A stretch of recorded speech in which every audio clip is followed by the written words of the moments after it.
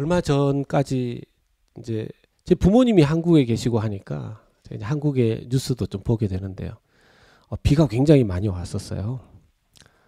홍수가 이제 여러 군데에서 나고, 우리 참 고국에 그런 일들이 있을 때 참 마음이 쓰이는데, 뉴스를 보니까 어떤 그 마을에 그 개천이라 그래야 되나요? 거기에 다리가 있는데, 그 다리가 이렇게 그 비가 너무 많이 와서 다리가 이렇게 무너질 상황이 된 것을 주민이 발견하고, 한국의 911 119에다가 신고한 다음에 자기가 직접 가서 우산 쓰고 혹시라도 그 다리 넘어오는 차가 있을까봐 거기 지키고서 있었던 거죠.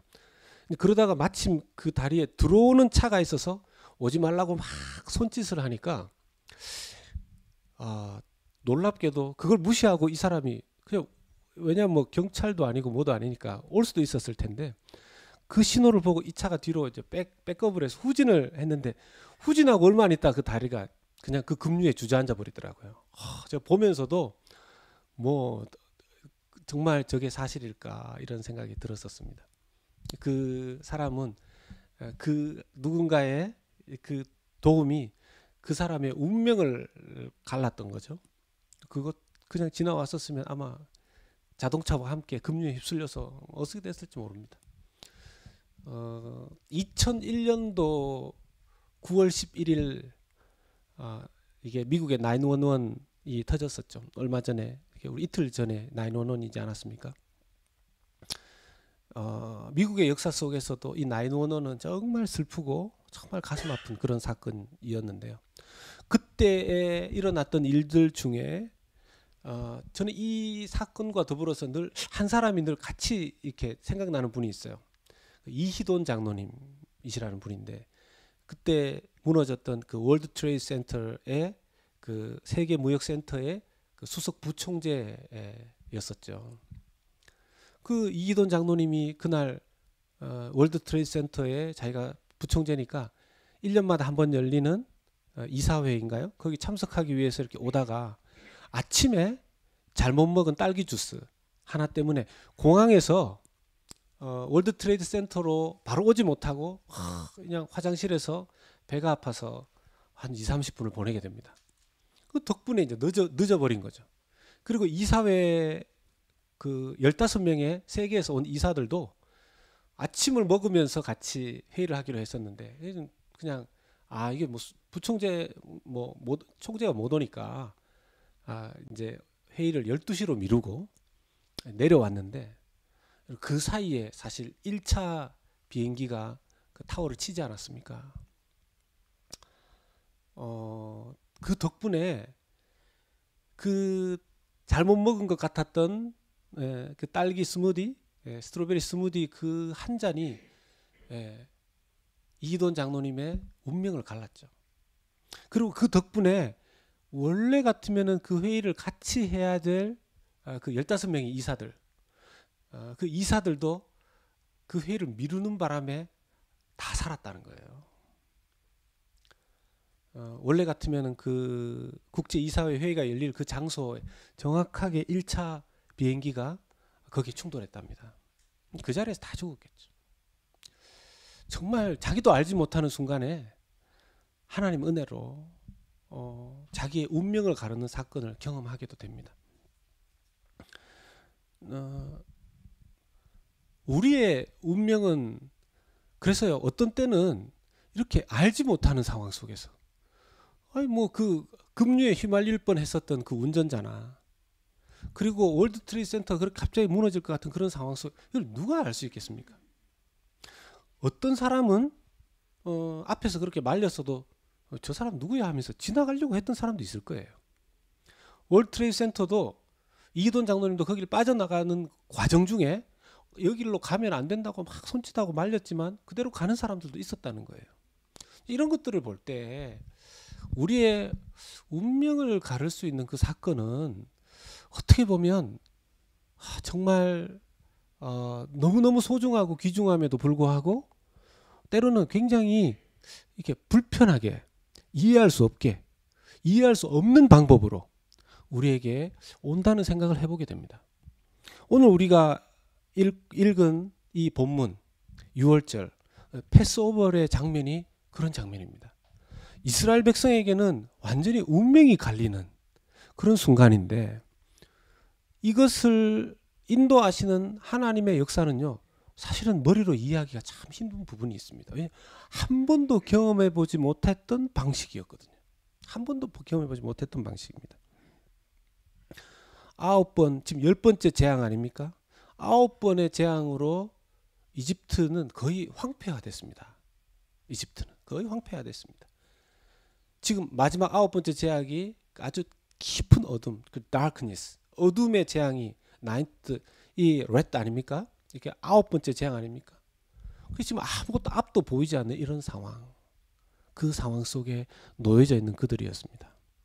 그런데 여러분, 오늘 말씀을 통해서 하나님께서는 이집트와 같은 그 재앙의 상황 속에서 이스라엘 백성들을 어떻게 인도하시는지, 오늘날로 따지면 우리가 정말 세상은 지금요, 앞이 어떻게 될지 모르겠다 그래요.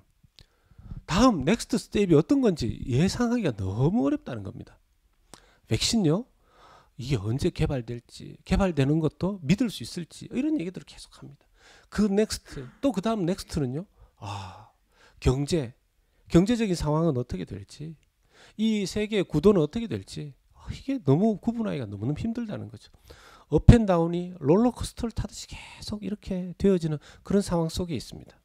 그렇다면 애굽의 흑암 가운데, 이집트의 흑암의 상황 가운데 이스라엘 백성들을 구원하신 하나님께서 인도하신 이 장면을 보면서 오늘날 우리가 믿음 안에서 어떻게 이 힘들고 어려운 상황을 믿음으로 해석하고 이겨내야 되는지 오늘 말씀을 통해서 우리가 살펴보기를 원합니다.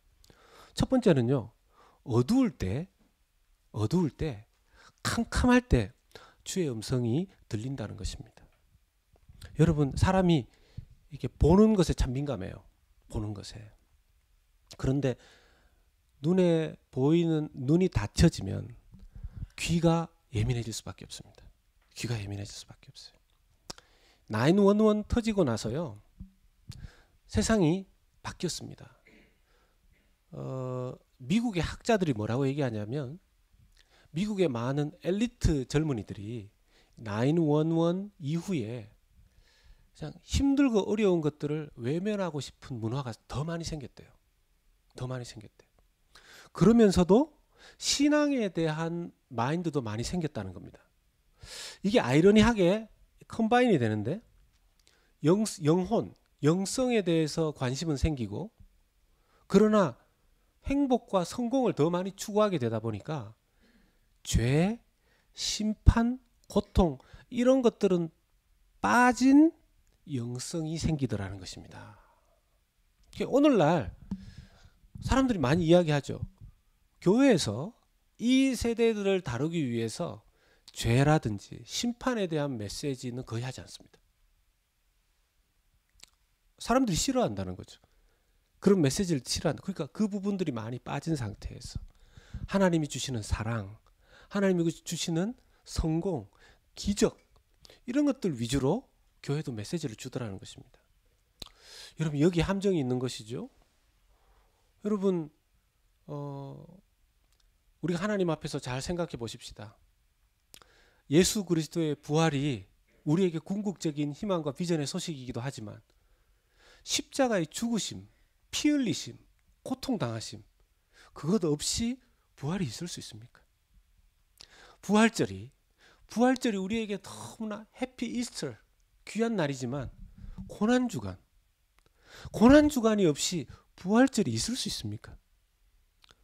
여러분, 흑암이 없이 하나님의 빛이 우리에게 더 강하게 오지 않을 수 있습니다. 어둠의 때에, 오늘 말씀을 보면 1절의 말씀을 보십시오. 애굽에 있을 때 여호와께서 애굽 땅에서, 지금 애굽 땅은 어떤 상태이죠? 지금 애굽 땅은 어둠의 상태입니다. 이 애굽 땅이 어둠에 깊이 묻혀 있을 이때에 여호와 하나님께서 모세와 아론에게 말씀하셨습니다. 사랑하는 여러분, 지금 상황이 굉장히 어렵고 힘들 때 오히려 하나님의 말씀 들을 수 있는 기회로 삼으시기를 축복합니다. 예. 오히려 앞이 안 보일 때 하나님께서 자기 마음대로 예수 믿는 사람들을 막 핍박했던 바울을 다메섹에서 사실은 만나시죠. 그 만남과 동시에 바울의 눈이 멀어버립니다. 한동안 눈을 못 뜨는데요.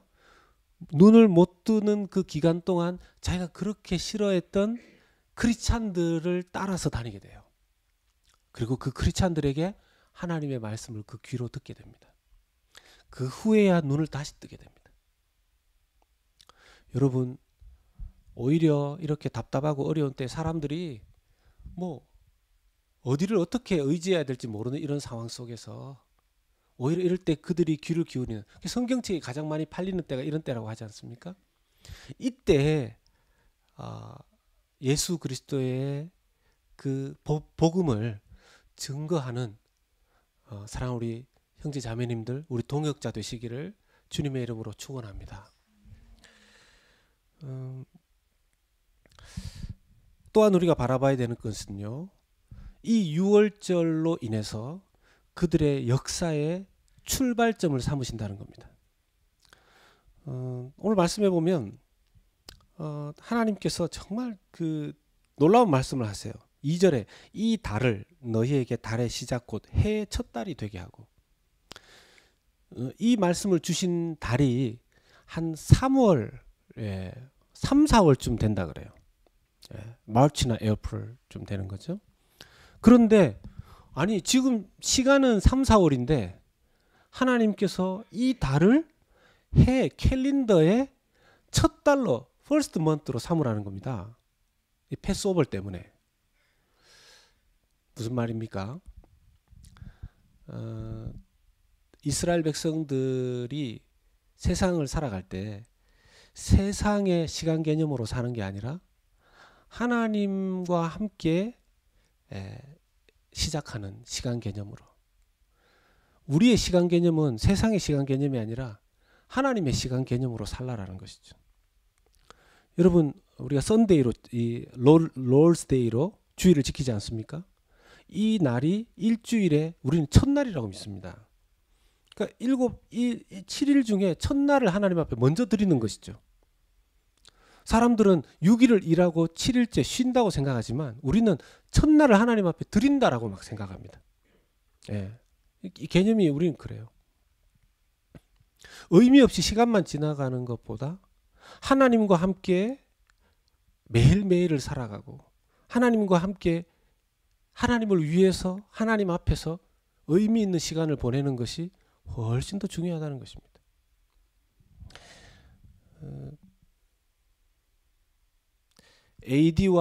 BC와 AD로 이 세상의 시간이 구분이 되지 않습니까?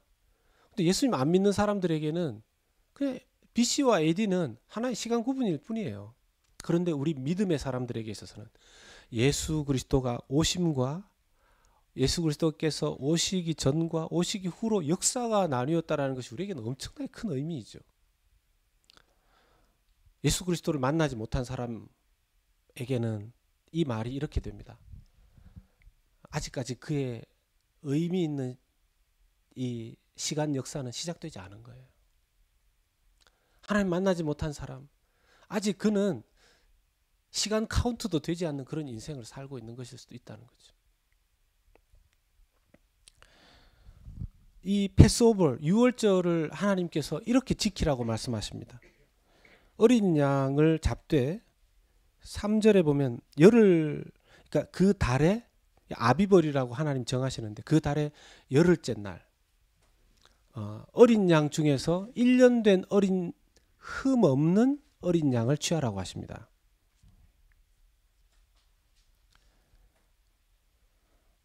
이달 열흘에 3절에 너희 각자가 어린 양을 취할지니 각 가족대로 그 식구를 위하여 어린 양을 취하되, 한 가족에 보통 어린 양 한 마리였어요. 왜 어린 양 한 마리를 그 가족대로 했냐 하면 그 어린 양 한 마리를 한 가족이 먹을 수 있는 양이었기 때문이라고 합니다. 그런데 어떤 가족이 좀 숫자가 작을 수 있잖아요. 그럼 어린 양의 고기가 남겠죠.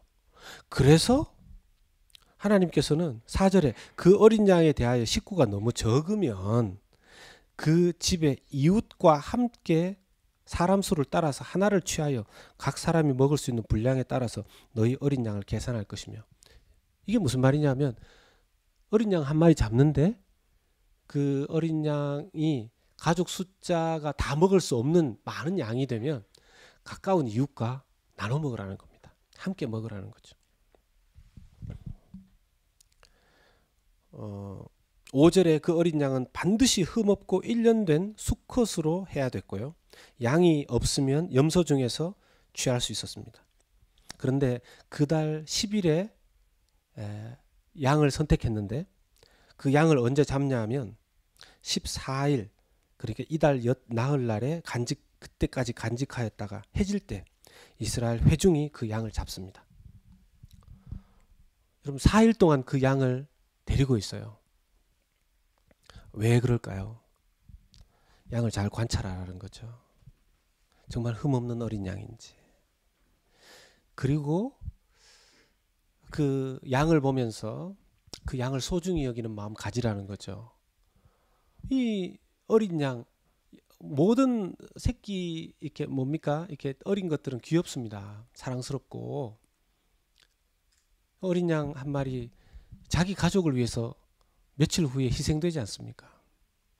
강아지 한 마리 하루만 데리고 있어도 정이 든다는데 어린 양을 4일 동안, 1년밖에 안 된 그 어린 양 4일 동안 데리고 있다가 4일째 되는 날 저녁에 그 양을 잡습니다. 그리고는 그 양을 그 7절에 그 피를 양을 먹을 집 좌우 문설주와 인방에 바르고, 이게 한국말로 참 어려운 말인데요. 문설주라는 것은 집의 입구에 양쪽에 있는 문 옆에 양쪽의 기둥을 의미하는 겁니다. 그리고 인방에 바르고, 인방은 위에 있는 기둥을 말하는 거예요. 그러니까 집에 들어갈 때 그 입구에 좌우 기둥에 피를 바르고 위에 있는 가로막대 거기에도 피를 바르라는 거죠.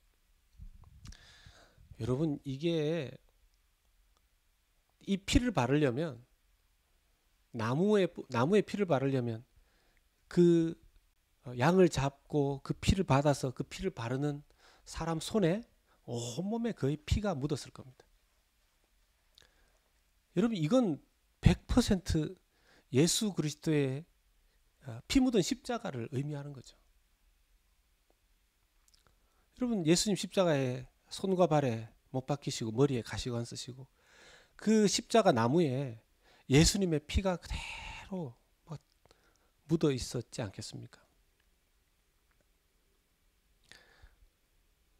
그 피 묻은 입구 기둥의 집의 문을 통과해서 그 집 안에 있는 사람들은 살았습니다. 그런데 그 입구에서 그 집 안에 있는 사람들이 살았는데 지금 오늘날도 마찬가지죠. 세상 심판이 임할 때 이 6월절이 있고 나서 약 1500년 후에 예수님이 오셨습니다. 예수님 십자가 사건이 있었어요. 이스라엘 백성들에게 있어서 6월절 사건은 1500년 후에 있을 예수 그리스도의 십자가 사건을 미리 예표하는 것이었습니다. 그때는 이스라엘 백성들만 살았을지 모르지만 오늘날은 예수 그리스도의 피 묻은 십자가를 붙잡는 모든 백성들을 살리시는 은혜가 하나님의 어린 양 예수 그리스도에게로부터 우리에게 전해주는 줄로 믿습니다. 제가 요즘 말씀을 묵상하는데요, 이런 생각이 듭니다. 하나님께서 저 이제 예배 처소가 걱정이 되니까 많이 기도를 하죠. 예배 처소를 위해서 하나님 기도하는데 하나님께서 저에게 주시는 요즘의 메시지는 예배입니다. 예배입니다. 피 묻은 십자가의 복음입니다. 피 묻은 십자가의 복음입니다. 예수 그리스도의 보혈. The blood of Jesus Christ. 예수님의 십자가 보혈. 여러분, 우리의 믿음은요, 예수님의 십자가 보혈을 멀리 두고 우리의 신앙이 유지될 수도 없고 힘이 있을 수도 없고 능력이 있을 수도 없습니다. 그래서 하나님께서는 이 유월절 행사를 항상 절기마다 하라고 하셨어요. 기념하라고 하셨어요. 그런데 이 유월절 행사의 주인공이 예수 그리스도이신데 예수님께서 바로 제자들과 함께 유월절 만찬을 나누시다가 1500년 후에 그 유월절의 주인공 되시는 예수님께서 이 땅에 직접 오셔서 잔을 나누어 주시면서 이게 내 피다. 빵을 나누어 주시면서 이게 내 몸이다. 먹어라, 마셔라. 그리고 이것을 기념해라. 1500년 전 여호와 하나님께서 이스라엘을 구원하실 때 유월절을 제정하실 때 주셨던 기념해라. 영원히 기념해라 하는 그 메시지를 예수님께서 자신을 통해서 확증하십니다. 그래서 유월절 패스오버의 주인공이신 분이 누구인지 우리에게 가르쳐 주신 것이죠.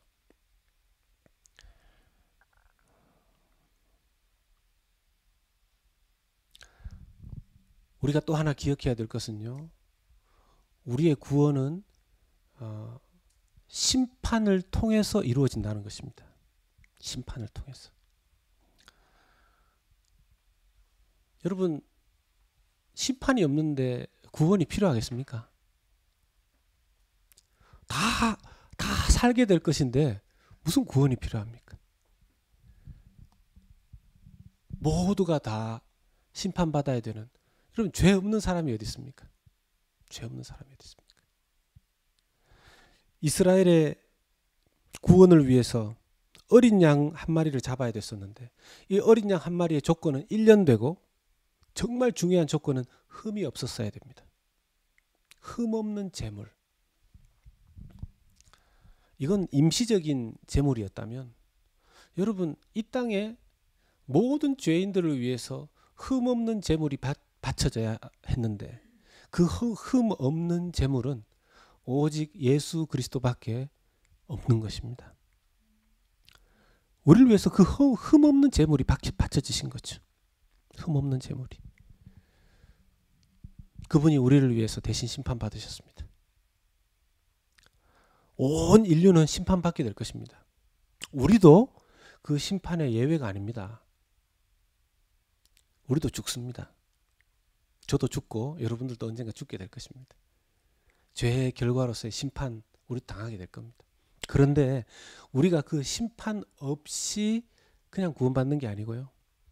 그 심판을 브레이크트루 하면서 그 심판을 통해서 그 가운데에서 예수 그리스도의 피 묻은 십자가 복음 때문에 구원받게 되는 줄로 믿습니다.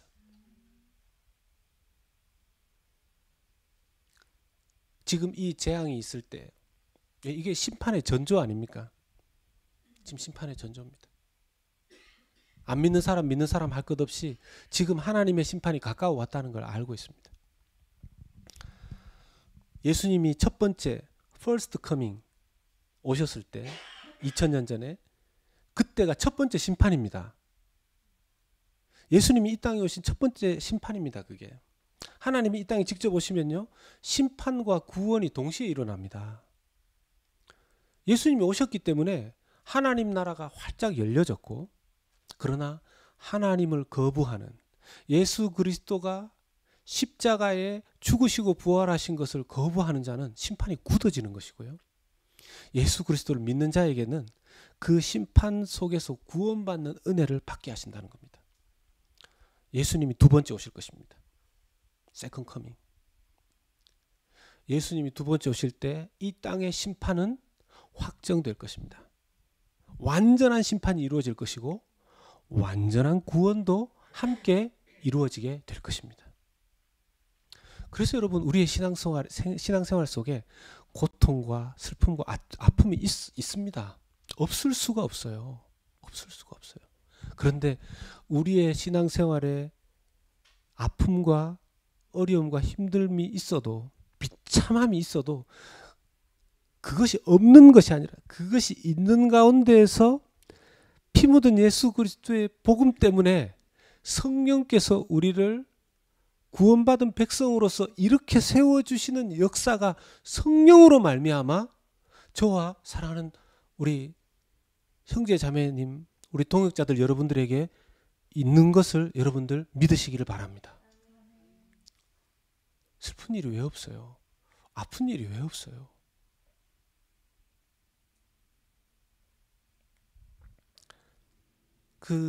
저도 너무 존경하고 사랑하는 이기돈 장로님 9월 3일 날 돌아가셨더라고요. 61세밖에 안 되셨어요. 마음 같아서는 와, 하나님 어떻게 이렇게 좋은 분을 빨리 데려가셨습니까? 슬프죠.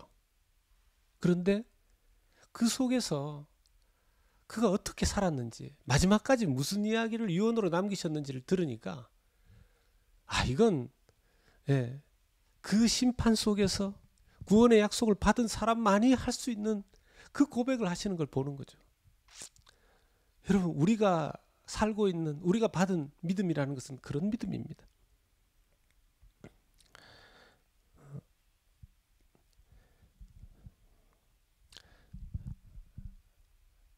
우리의 운명은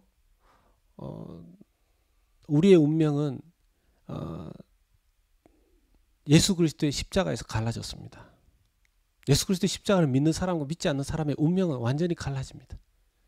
죽느냐 사느냐의 운명이 예수님의 피 묻은 복음에서 갈라집니다. 예수님의 피 묻은 복음을 주신 것, 우리가 알아야 될 것은요, 여러분, 그래서 우리는 기적을 경험한 사람들이에요. 여러분, 기적 중에 기적이 뭡니까? 기적 중에 기적이. 월드 트레이드 센터가 무너질 때 이기돈 장로님이 거기에서 그런 기적을 맛본 것도 기적이죠. 근데 여러분, 세상이 다 멸망할 때 살아나게 되는 것은 기적 중에 기적 아니겠습니까? 우리는 기적 중에 기적을 선물로 받은 사람들임을 믿습니다. 우린 기적 중에 기적을 선물로 받았어요. 그런데 더 놀라운 것은 뭡니까? 이 기적 중에 기적을 선물로 받은 사람들인데 우리는 아무것도 지불한 게 없는 거예요. 그 고통 누가 다 감당하셨습니까? 예수 그리스도께서. 예수 그리스도께서. 우리는 기적 중에 기적을 받았는데요, 예수님은 이 세상 경험할 수 없는, 이 세상에서 감당할 수 없는 우리의 죄악을 그분 어깨에 짊어지시고 그 죄 없는 예수 그리스도의 피를 십자가에서 뿌려주셨습니다. 가장 값비싼 대가를 예수님이 지불하셨고 페이하셨고 우리는 공짜로 그 은혜를 받게 됐습니다.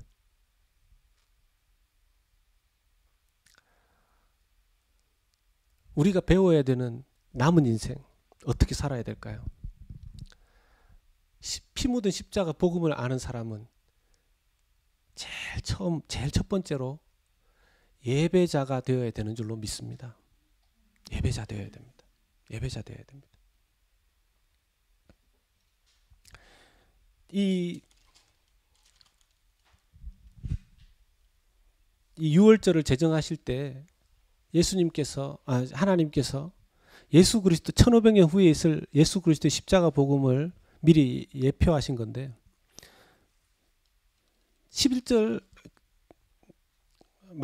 8절부터 말씀을 보면요, 그 밤에 그 고기를 불에 구워 무교병과 쓴 나물과 아울러 먹되 날것으로나 물에 삶아서 먹지 말고 머리와 다리와 내장을 다 불에 구워 먹고 아침까지 남겨두지 말며 아침까지 남은 것은 곧 불사르라. 11절에 너희는 그것을 이렇게 먹을지니 허리에 띠를 띠고 발에 신을 신고 손에 지팡이를 잡고 급히 먹으라. 이것이 여호와의 유월절이니라.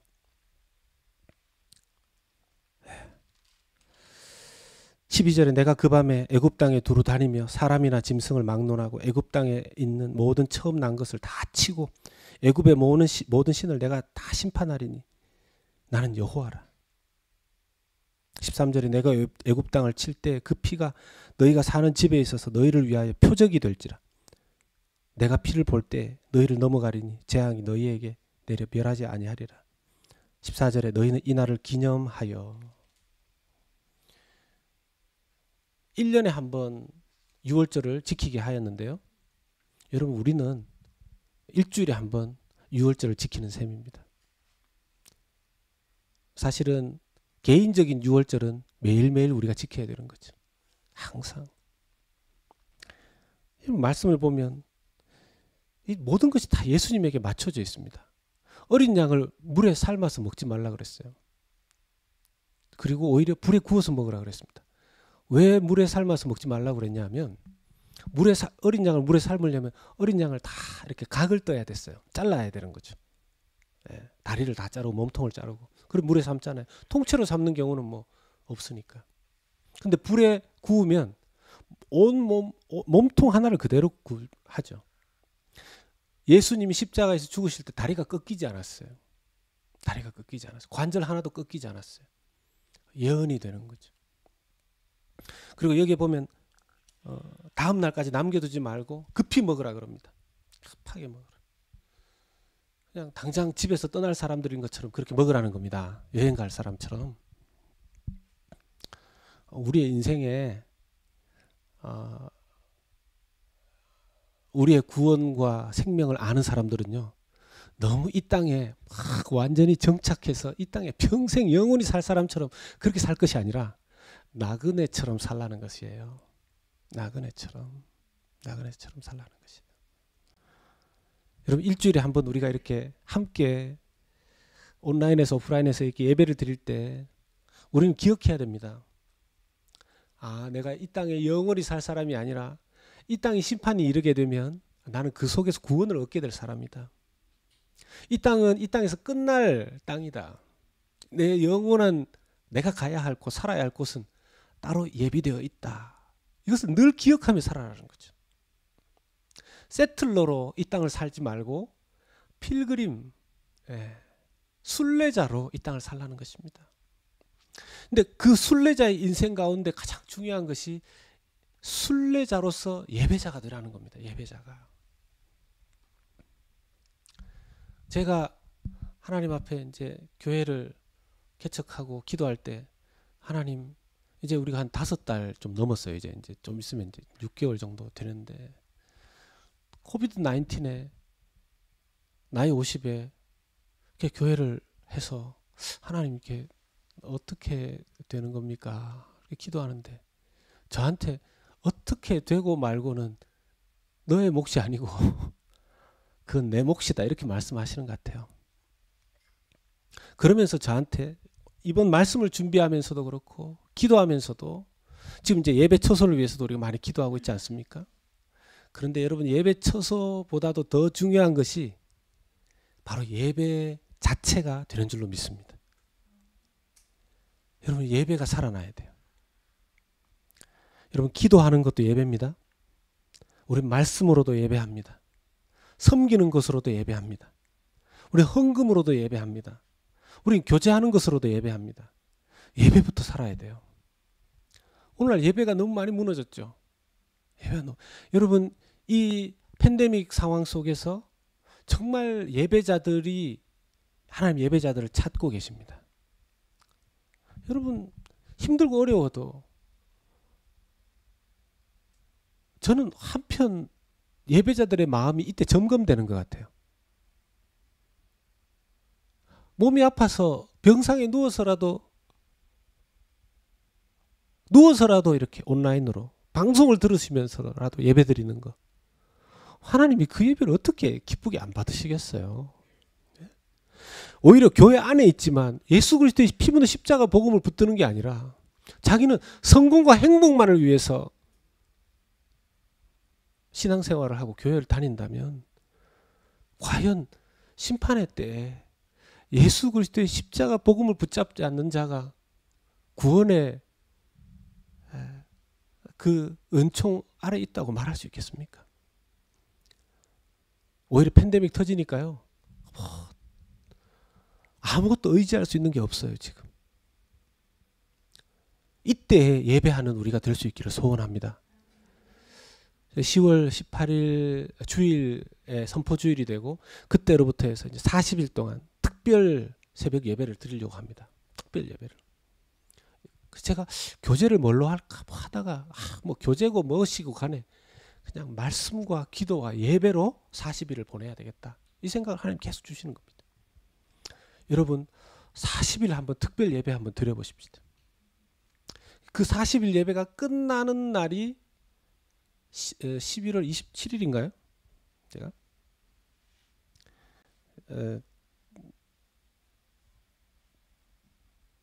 11월 26일이네요. 11월 26일 추수감사절 목요일입니다. 여러분 40일 여러분 예배하는 가운데 기적 중에 기적인 구원을 감사하며 예배하는 가운데 우리의 삶에 기적들이 주어지는 줄로 믿습니다. 기도의 응답들이 이루어질 줄로 믿습니다. 예배가 살아날 때 하나님께서 우리에게 예배 처소도 허락해 주실 줄로 믿습니다. 계속 기도하는 거죠. 예배하는 거죠.